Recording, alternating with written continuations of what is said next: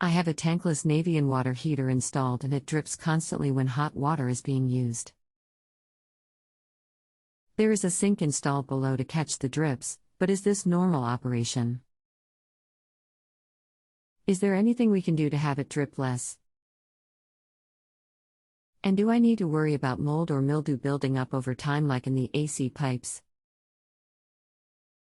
Welcome to Just Answer. My name is I will do my best to help you with your issue. First, I'll need some more info so I have a more complete picture of your situation. It depends on where it's dripping from. If the drip is coming from the heater itself or the relief valve, then no, it's not normal. If you have an expansion valve and that's where the drip is coming from, then it's okay. I'm not sure if I have a relief valve or an expansion valve. In the photo, it's the white valve/pipe to the right underneath the water heater. Does that help?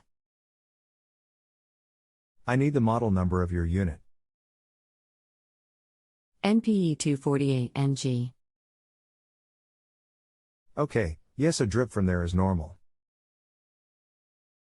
That's the condensate drain fitting. They should have connected a pipe to it to extend it beyond the body of the unit. This unit is a condensing unit. That means it takes so much heat out of the exhaust that the water vapor that's a natural byproduct of burning gas condenses back to water liquid and it drains out there.